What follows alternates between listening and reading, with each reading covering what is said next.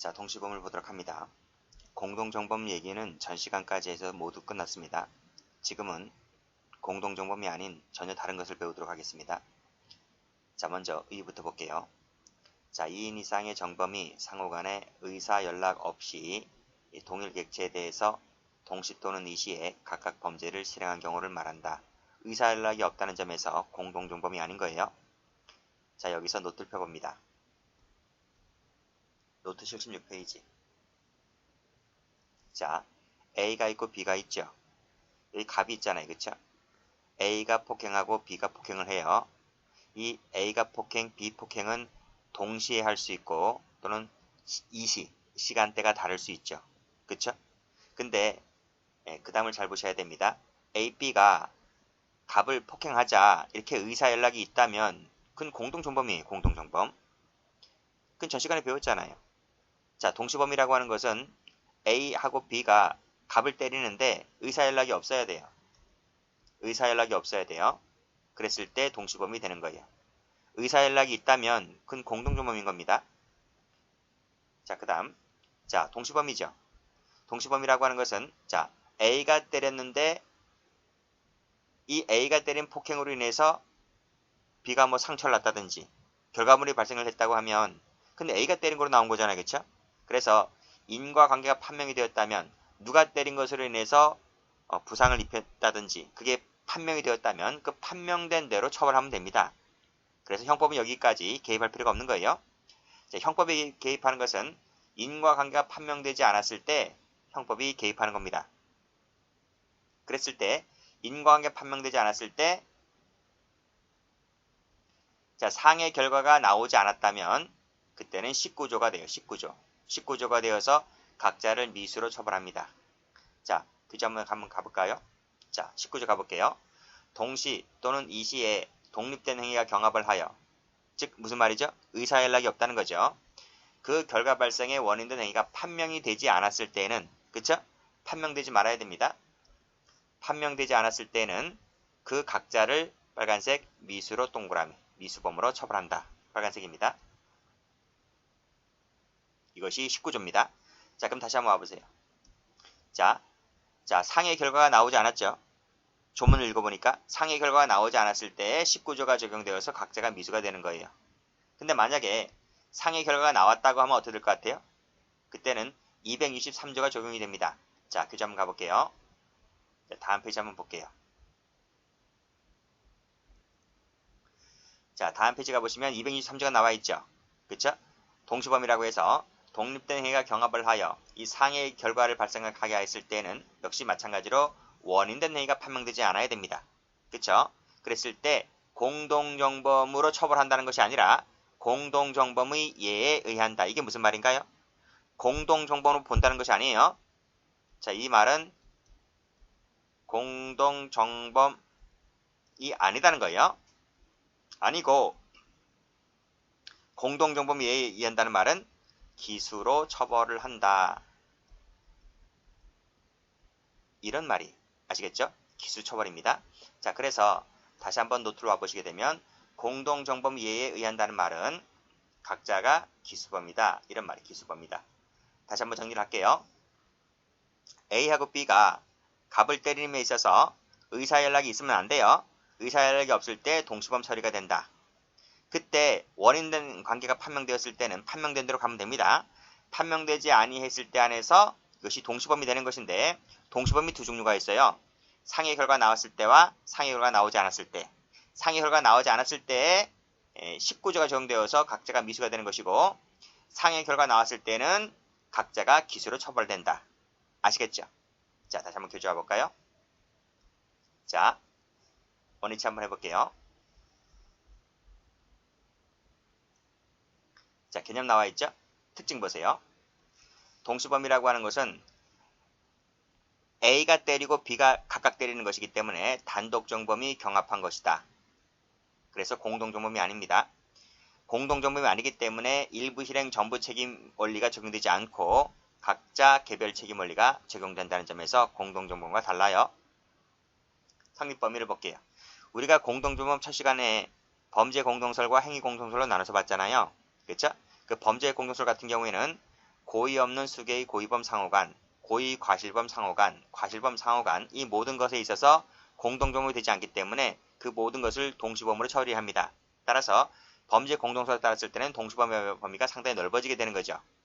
반면에 행위 공동소 같은 경우에는 이 모든 것들이 전부 다 공동점이 되는 것이기 때문에 따라서 동시범위 성립 범위가 좁아지게 된다는 점에서 양자의 차이가 있습니다. 이 부분은 검찰직 하시는 분들만 봐두세요. 2번 같은 경우에 성립 요건을 볼게요. 첫 번째, 독립행위가 경합을 할 것 이런 말입니다. 조문에 나와 있죠? 조문을 보시게 되면 첫 번째, 독립된 행위가 경합을 할 것. 두 번째는 결과 발생된 원인 행위가 판명되지 않았을 것. 그쵸? 그리고 객체가 똑같을 것 이런 말이죠. 자, 첫 번째, 독립행위가 경합을 할 것. 이 독립행위는 의사연락이 없어야 됩니다. 의사연락이 있을 때는 그건 공동전범이라 그랬어요. 자, 판례 볼게요. 판례 보시면 공범 관계에 있어서 공동가공의 의사가 있었다면 공동가공 의사가 뭔데요? 공모잖아요. 그렇죠? 세모 쳐보세요. 이것이 있었다면 그때는 동시범 문제가 생겨날 수가 없다는 말입니다. 밑에 2번, 밑에 판례 상호 의사의 연락이 있어서 연락이 있대요. 공모관계가 있다는 거죠. 그럼 공동정범이 되는 거잖아요. 독립행위 경합이라고 하는 이게 뭐죠? 이퀄 동시범이죠. 이 문제는 생겨날 수가 없다 이런 말입니다. 공동정범이다 하는 거예요. 자, 또 이때 독립행위라고 하는 것은 고의과실 불문합니다. 뭐 중요하지 않고 밑에 2번 볼게요. 2번 체크하시고 자, 분명 뭐라 그랬어요? 독립된 행위가 각각 존재할 것 이런 말이에요. 근데 독립된 행위 자체가 물음표라는 거예요. 존재 자체가 불분명하다라고 했을 때는 그때는 19조가 적용될 여지가 없죠. 분명 19조가 적용되려면 각각 독립된 행위가 경합하라 그랬잖아요. 근데 19조 독립된 행위 자체가 각각 불분명할 때는 19조가 적용될 여지가 없다는 것이 판례입니다. 그것이 어디 나와 있는가 하면 그 상해죄의 동시범위 특례도 상해죄의 동시범위 특례도 동시범위잖아요. 그렇죠? 그래서 다음 페이지 보면 나와 있어요. 여기 보시면 자, 성립요건 19조와 똑같다 그랬죠? 그래서 각각 독립된 행위가 경합을 할 것 그랬습니다. 자, 밑에 판례 별표 쳐보시고 상해죄의 동시범은 동시범위잖아요. 동시범위이기 때문에 각각 두 사람이 각각 가해 행위를 해야 되는 거예요. 즉 독립된 행위가 경합을 해야 되는 거예요. 그런데 밑에 보시면 그 가해 행위를 한 것 자체가 분명치 않대요. 즉 독립된 행위를 한 것 자체가 분명치 않대요. 그랬을 때는 동시범위 아닌 거예요. 이 판례 출제가 잘 됩니다. 앞으로 가시고 여기까지 했죠? 자, 다음 두 번째 행위 객체는 동일할 것 됐고 자, 결과가 발생할 것 발생하지 아니하면 19조가 적용될 여지가 없습니다. 발생해야 돼 결과가요. 발생하지 않으면 19조가 적용되지가 않는다. 됐고 그 다음 효과 판명되었다면 판명된 대로 각자 책임범위 한도 내에서 각각 정범으로 처벌되면 되는 것이기 때문에 하등 문제가 안 돼요. 자, 문제는 2번입니다. 2번 체크하시고 자, 원인된 행위가 판명되지 않았을 때 그때 바로 19조가 적용되어서 각자가 미수범으로 처벌된다 이런 말이죠. 따라서 독립된 행위가 과실범일 때에는 불가불이 될 수밖에 없는 거예요. 자, 무슨 얘기냐? 자, A가 때린 것이 고의고요. B가 때린 것이 고의예요. A가 때린 것이 고의이고요. B가 때린 것이 과실로 때린 거예요. A가 때린 것이 과실이고요. B가 때린 것이 고의예요. A가 때린 것이 과실이고요. B가 때린 것이 과실인 거예요. 이렇게 네 가지로 나눌 수 있겠죠? 근데 밑에 보니까 19조에 따라서 각자가 미수가 된다고 했었잖아요. 그러면 고의는 어떻게 되는 거예요? 미수가 되는 거죠. 고의로 때린 것은 미수가 되는 것이고 전부 다 고의로 때린 것은 다 미수가 되는 겁니다. 그렇죠?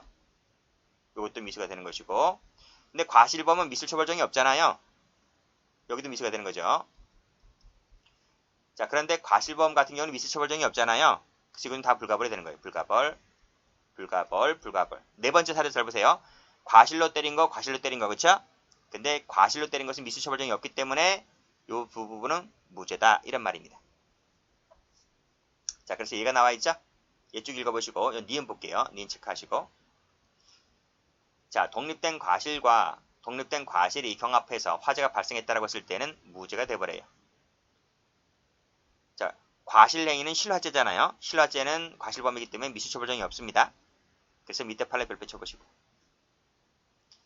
이 시의 독립된 행위가 경합을 하였다 그랬습니다. 이때 독립행위라고 하는 것은 밑에 사실관계를 보듯이 이 독립행위라고 하는 것은 이 경우에 있어서는 과실 플러스 과실이 경합된 사건이었어요. 결과가 발생하였는데 치사라는 결과가 발생하였는데 그 결과 발생에 원인된 행위가 판명되지 않았을 때 어떻게 된다? 19조가 적용되어서 각자가 미수가 되는 것입니다. 그때 요 밑에 업무상 과실 치사죄 있잖아요. 이 과실이 위에 나와 있는 과실 플러스 과실로 나온 겁니다. 그쵸? 근데 과실 같은 경우에는 미수처벌정이 없기 때문에 무죄일 수밖에 없다는 것이 판례입니다. 됐죠? 자, 지금부터는 19조의 특별규정에 해당하는 상해죄의 동시범위 특례를 보겠습니다. 자, 263조 나와 있죠?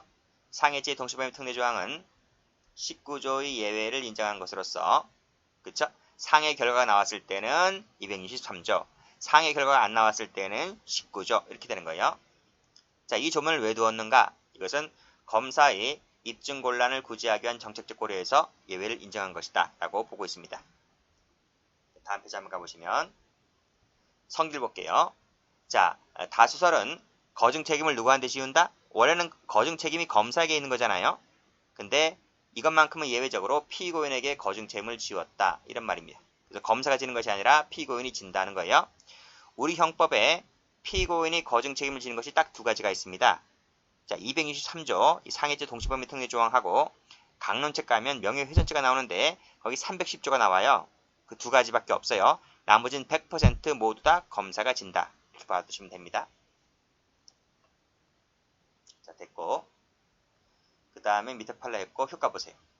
자, 공동정범 예에 의한다는 말은 공동정범으로 본다는 것이 아니라 결과를 각자 기수로 처벌하겠다는 거예요. 자, 중요한 것이 5번이죠.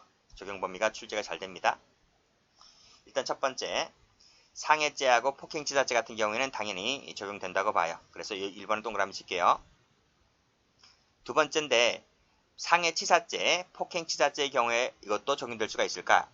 263조가. 견해가 좀 갈리게 되는데 우리 판례는요. 이것을 긍정해요. 판례가 중요한 것이기 때문에 이것도 판례 입장에서 긍정한다.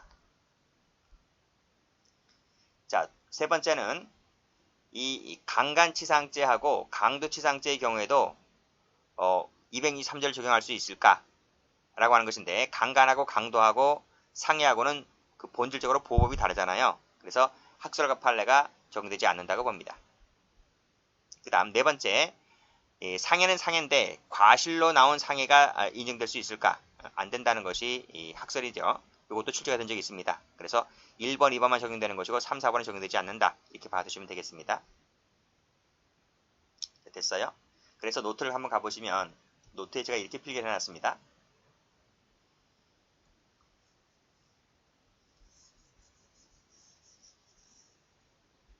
자, 노트에 나와 있죠, 여기. 자, 상해의 결과가 나왔을 때에 263조를 적용한다는 거죠. 그쵸? 그쵸? 근데 요 방금 보았듯이 폭행의 고의, 상해죄의 고의는 판례가 인정된다는 거죠. 그쵸? 그리고 그것이 결과가 상해의 결과뿐만 아니라 사망이 나왔다 할지라도 폭행치사, 상해치사의 경우에도 우리 판례가 적용하고 있다는 겁니다. 이 부분 같은 경우에. 됐죠? 근데 강간죄라든지 강도죄는 죄질이 다르기 때문에 적용되지 않는다는 거라고 하는 것이고요. 방금 보았듯이 폭행 고의, 상해죄 고의니까 이거 고의범입니다. 고의범. 즉 동시범은 고의범을 말하고 있는 거예요. 그런데 이 상해나 폭행이라고 하는 것이 과실범일 때에는 적용되지 않는다는 것이 역시 다수설이고요. 그걸 적어놓고 있는 겁니다. 다시 와보세요. 자, 중요한 것이 판례죠. 별표 쳐볼게요. 자, 2시, 시간대가 다릅니다. 독립된 상해 행위가 경합을 하여 사망 결과를 발생하게 하였을 때, 자, 빨간색으로 상해가 경합하여 사망의 결과가 일어났을 때, 어디죠? 여기죠. 도표에서 2번이죠. 상해치사죄를 말하고 있는 겁니다. 그랬을 때, 그 원인된 행위가 판명되지 아니했을 때에 공동정범의 예에 따른다는 말은 263조를 적용하겠다는 거예요. 됐어요? 자, 어떤 사건인지 볼게요. 갑은 술에 취해 있는 A의 어깨를 주먹으로 한 번 때리고 쇠스랑 자루로 머리를 2번 강타하고 가슴을 한 번 밀어서 땅에 넘어뜨렸다. 자, 3시간 후에 이제 을이 지나갑니다. 갑이 3시간 전에 이렇게 때린 거예요. 3시간이 지나서 우리 이 자리를 또 지나가다가 A 멱살을 잡아 평상에 앉혀놓고 또 때리고 해서 상해를 입혔는데 나중에 죽었어요. 동시범이죠. 그쵸? 동시범인데 이 사망이라는 결과가 누구에 의해서 나온 것인지 갑인지 을인지 알 수가 없다는 것입니다. 판명되지 않았다는 겁니다.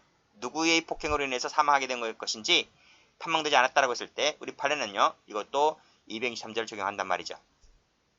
그래서 그 갑의 상해와 을의 상해가 독립된 행위로서 경합을 하였고 사망의 결과가 발생을 했을 때 그 사망이라는 결과가 누구의 행위로 인한 것인지 판명되지 않았을 때 각자를 공동존범 예에 따라서 기수로 처벌하겠다는 거예요. 그래서 갑과 을 모두 죄가 뭐가 됩니까? 상해치사죄의 공동존범이 되는 거예요. 자, 처벌을 그렇게 하겠다는 거예요. 공동정범으로 본다는 것이 아니라 처벌 자체를 공동정범의 예에 따라서 처벌하겠다는 거예요. 아시겠어요?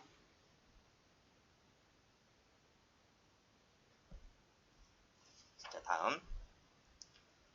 자, 이 판례도 별표 치워보시고. 자, 이미 2시간 전쯤이라 그랬죠? 시간대가 다르네요. 이시행이죠. 갑은 이미 2시간 전쯤 을의 폭행행위에 의해서 부상을 당하여 의자에 누워있던 병을 밀어 땅바닥에 떨어지게 하여 사망에 이르게 하였다. 그러나 그 사망이 누구 것인지 판명되지 않았다. 처벌은 어떻게 할 것이냐 이런 말입니다. 자, 보시면 상해, 폭행이 경합하여 사망의 결과를 이르렀다는 거죠. 어떤 부분이죠? 예, 2번이죠. 상해치사, 폭행치사를 얘기하고 있는 것입니다. 판례는 긍정하고 있다는 거예요.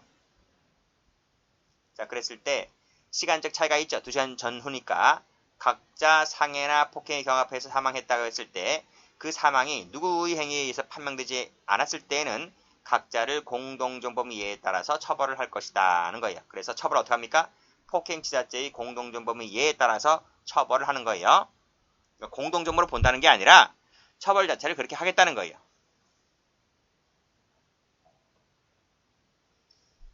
됐죠?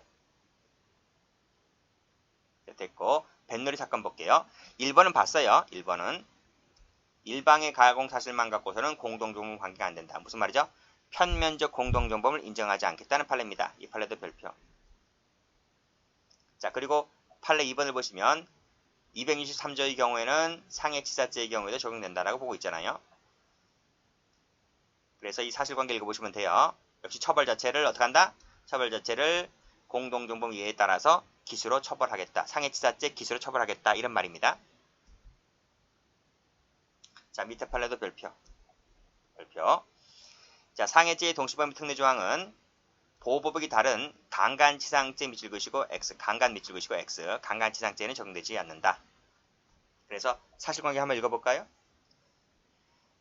친구 사이인 갑과 을은 우연히 만난 병녀와 방에서 이야기를 하다가 갑은 병녀를 강간하였고 그 돌아온 을이 다시 갑이 화장실 간 사이에 병녀를 강간하였다.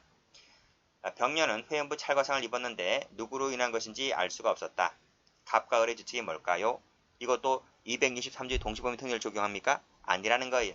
그때는 여기 나와 있듯이 답이 뭐예요? 각각 강간죄의 단독 정범으로 각각 처벌하게 되는 것입니다. 됐죠? 여기까지 합니다.